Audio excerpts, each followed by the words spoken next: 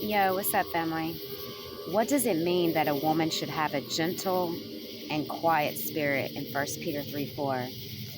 In his first letter addressed to the Jewish believers who were scattered around Asia Minor in 1 Peter 1:1, Peter encourages women to have a gentle and quiet spirit. This is part of Peter's way to uplift his readers to keep the behavior excellent among the Gentiles so that the Gentiles would basically observe their godly behavior and glorify God in 1 Peter 2:12.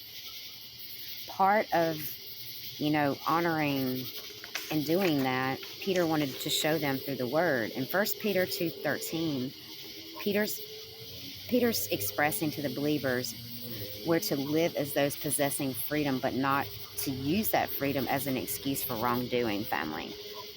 In 1 Peter 2:16, in the same spirit of concern of others expressed through submission, Peter is suggesting that his readers should honor everyone, love your brothers and sisters, fear God, and honor the king in 1 Peter 2:17.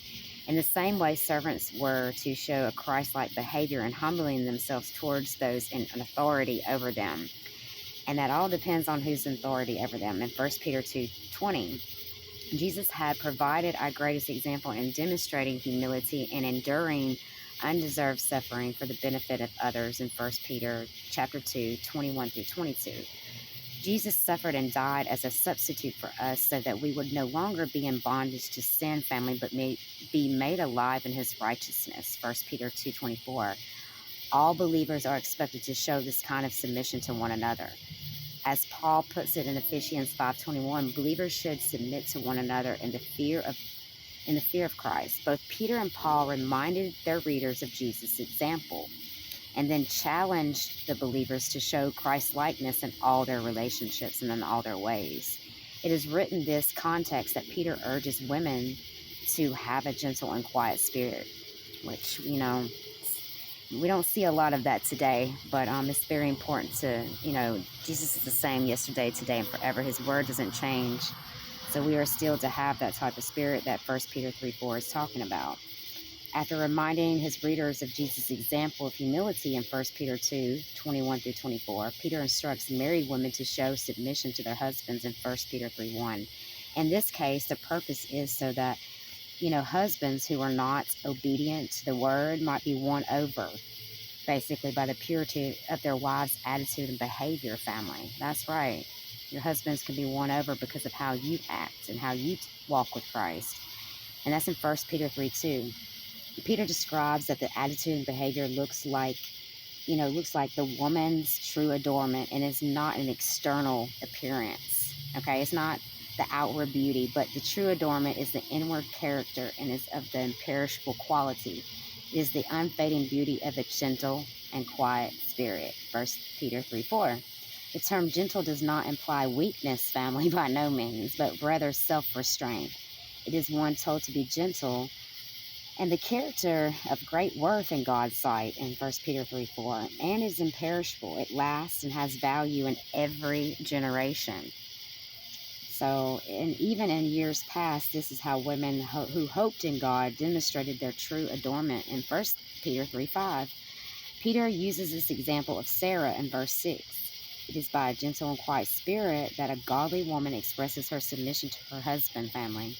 As for the husbands, they are instructed to live in consideration of their wives, also an expression of submission in 1 Peter 3:7. So Peter's instructions, family, here is similar to Paul's instructions in Ephesians 5:21 and Ephesians 25. And all believers are to show basically Christ-like submission to each other. And if you are married, to your husband and to your wives, and express that towards, your husbands or wives in love and consideration.